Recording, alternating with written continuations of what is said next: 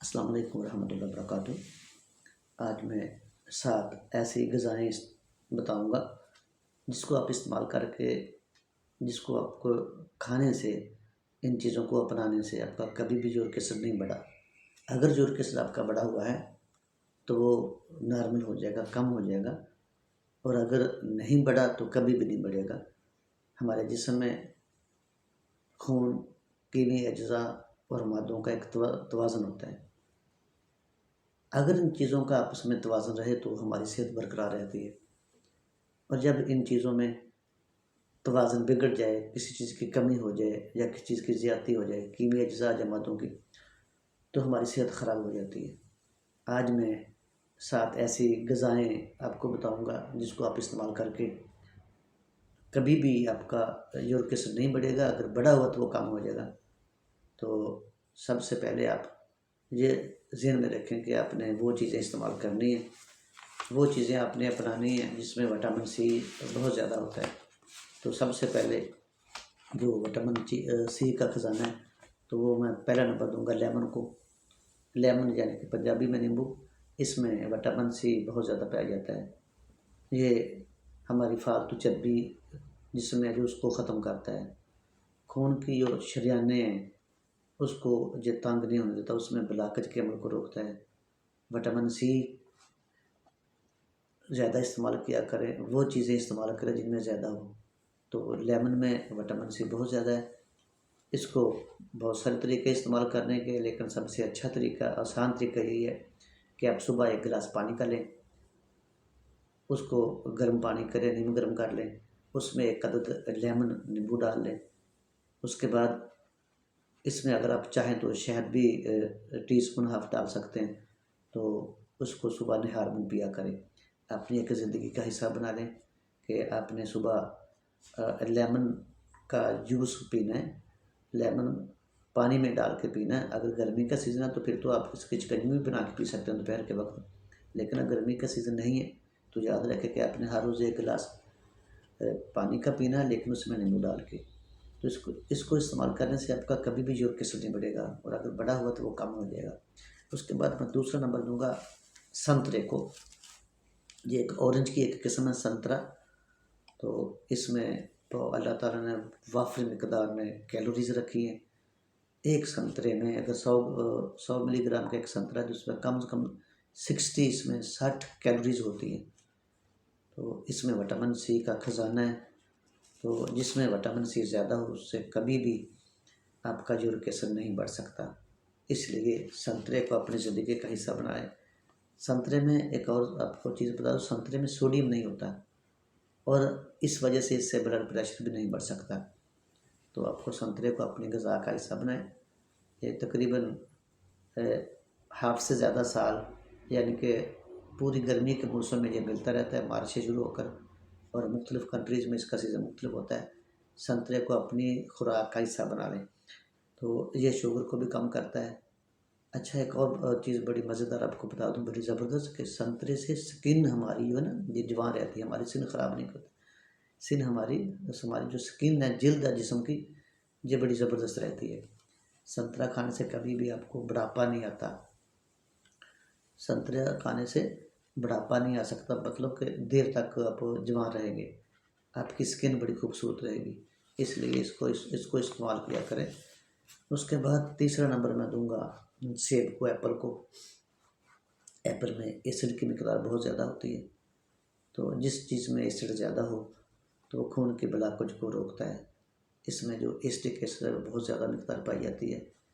तो सेब आप डेली एक रोज़ाना सेब अगर खाएंगे, अपनी ज़िंदगी का एक हिस्सा बना लें कि सुबह आपने एक सेब रोज़ाना खाना है, तो कभी भी आपका यूरिक एसिड नहीं बढ़ सकता। अच्छा, जो लोग सेब नहीं खा सकते तो वो क्या करें कि 1 गिलास पानी गर्म करें, उसमें 1 टीस्पून, बड़ा चमच हो तो आधा, आप उसमें 1 चम्मच सेब के सिरका का डालें, सुबह खाली पेट पिया करें।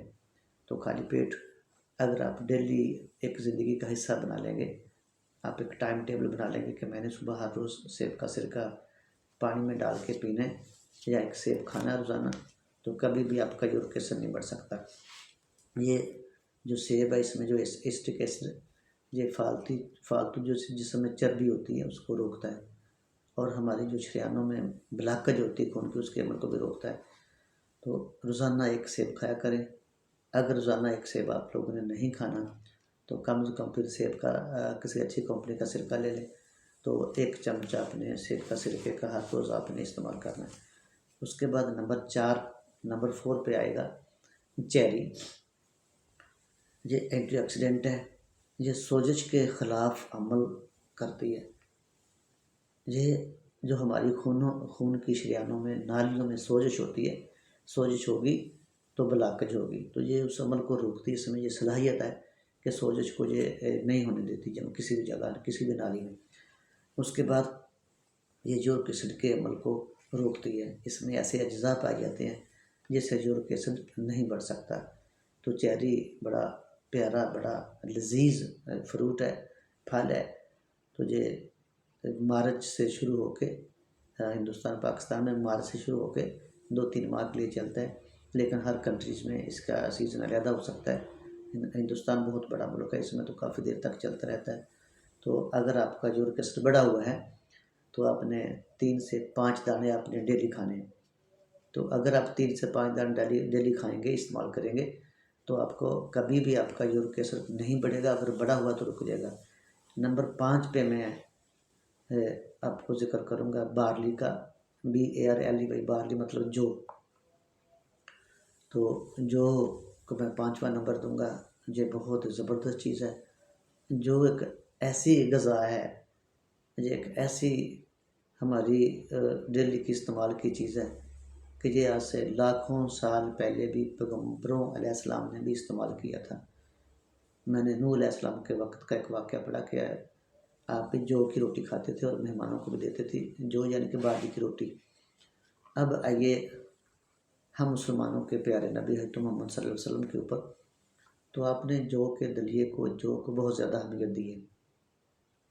अम्मा आयशा सिद्दीक़ा रज़ियल्लाहु अन्हा फरमाती हैं, सहाबा कराम से मिलता है, ये हदीसों से मिलता है कि अगर किसी घर में कोई मरीज़ बन जाता है, कोई बीमार हो जाता, कोई मैदे का मसला हो, कोई आंतड़ियों का सोजिश हो, कोई कैंसर का मसला हो, कोई मैदे के सरतान का मसला हो, तो आप सल्लम के पास अगर कोई आता है कि इसका क्या करें, तो आप फरमाते कि जौ को चूल्हे पर रख दो, जौ के दलिया आप उसका हुक्म देते, उसका आप बयान करते कि जौ के दलिए को इस्तेमाल करो, इंशाअल्लाह सारी बीमारियाँ ख़त्म हो जाएगी। तो जौ की रोटी भी खाई जा सकती है, जौ का दलिया भी खाया जा सकता है।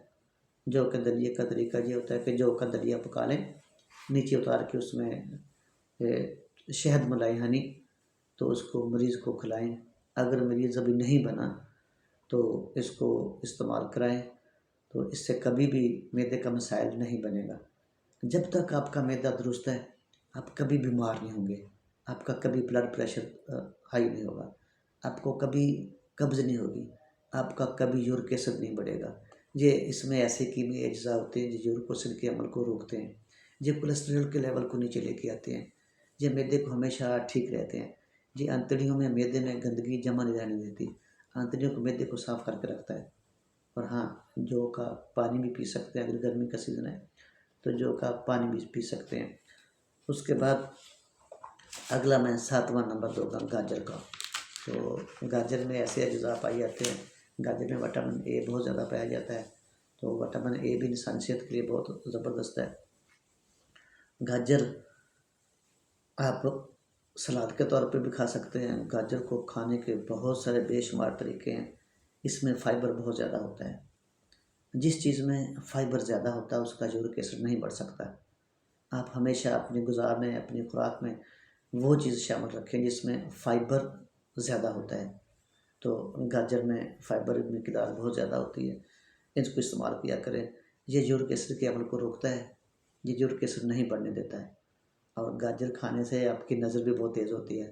बच्चों में, अगर बच्चों की नज़र कमज़ोर है, बच्चों को खून की कमी है, तो सर्दियों का सीज़न जो होता है जनवरी, फरवरी, मार्च, अप्रैल तक, ये बहुत ज़बरदस्त दिसंबर से शुरू कर लें, ये गाजर का गजरेला, गाजर का हलवा और गाजर का बहुत सारे तरीक़ों से हम इस्तेमाल करते हैं। तो गाजर इंसानी सेहत के लिए बहुत ज़बरदस्त चीज़ है। इसको हमेशा अपनी खुराक में रखें। ये बच्चों के लिए, नज़र के लिए और यूरिक एसिड के लिए बहुत मुफीद है। गाजर खाने वाला जो उसको कभी भी उसका यूरिक एसिड नहीं बढ़ेगा। अगर गाजर का सीज़न नहीं है, एक चीज़ और बता दूँ, अगर गाजर का सीज़न नहीं है तो आप खीरा इस्तेमाल कर सकते हैं। खीरा में फ़ाइबर बहुत ज़्यादा होता है। खीरे में वाफिर मिकदार में फ़ाइबर होने की वजह से आपका कभी भी यूरिक एसिड नहीं बढ़ेगा। खीरा खाने से आपका मैदा ठीक रहेगा, आपका जिगर ठीक रहेगा। अगर आपको जिरकान का मसला है, हेपेटाइटिस सी का मसला है, तो आप रोज़ाना 2 से 3 खीरे खाएँ। तो चंद दिनों के इस्तेमाल के बाद इंशाल्लाह जो आपका जिरकान है, जॉन्डिस है, वो नॉर्मल हो जाएगा। तो खीरे में 80+% तो इसमें पानी होता है, ठीक है। ये आपके मैदे को कभी ख़राब नहीं करेगा। फाइबर होने की वजह से आपके यूरिक एसिड के अमल को रोकता है। यूरिक एसिड इससे कभी भी नहीं बढ़ेगा। अगर बढ़ा हुआ है तो आपने 3 से 4 खीरे रोज़ाना खाने हैं, तो इससे कभी भी आपका यूरिक एसिड नहीं बढ़ता इसके इस्तेमाल करने से। तो दोपहर को आप एक ज़िंदगी का हिस्सा बना लें, एक टारगेट कर लें, एक टाइम टेबल बना लें कि दोपहर को हर हालत में हमने खीरे का सलाद खाना ही खाना है, ठीक है। तो इसको इस्तेमाल करें। इससे आपका यूरिक एसिड बहुत तेज़ी से नीचे आएगा, आपकी स्किन भी साफ रहेगी। आखिरी नंबर मैं दूंगा आपको बनाना का, केले का, सातवां और आखिरी नंबर। तो केले में ऐसे कुदरती अज्जा पाए जाते हैं जिससे आपका यूरिक एसिड बढ़ा हुआ कम हो जाता है। ये जोड़ों के दर्द के लिए मुफीद है। ये जोड़ों अगर गठिया हो जाए तो कम से कम आपको 6 से 7 केले रोज़ाना खाने चाहिए। 6 से 7 केले। तो जो लोग केले इस्तेमाल करते हैं उसका यूरिक एसिड नहीं बढ़ सकता है। केले में ऐसी अल्लाह ताला ने नेमतें रखी हैं, ऐसे अज्जा रखे हैं कि ये आपकी ज़िंदगी के लिए, आपकी सेहत के लिए बहुत ज़रूरी है। तो ये यूरिक एसिड के अमल को रोकता है। यूरिक एसिड अगर ज़्यादा बढ़ जाए तो इसको ज़्यादा इस्तेमाल करें। अगर यूरिक एसिड अभी नहीं बढ़ा तो 2 केले, 2 से 3 केले अपनी ज़िंदगी का हिस्सा बना लें। रोज़ाना आप फ्रूट के तौर पर इसको इस्तेमाल करें तो कभी भी आपका यूरिक एसिड नहीं बढ़ेगा, ठीक है। तो आज की ये वीडियो मैंने यूरिक एसिड वाले लोगों के लिए बनाई थी जिनका यूरिक एसिड बढ़ा हुआ है, या जो जो चाहते हैं कि हमारा यूरिक एसिड कभी भी ना बढ़े, तो इसके ऊपर अमल करें। अगर मेरी वीडियो अच्छी लगे तो इसको आगे भी शेयर करें। किसी और का फ़ायदा हो जाएगा, किसी और का एडवांटेज हो जाएगा। अपने पास इल्म रख के क्या करना है, तो इसको सब्सक्राइब भी करना है ताकि मेरी आने वाली सारी वीडियो आप तक पहुँचती रहें। अल्लाह हाफिज़, अपना ख्याल रखिएगा।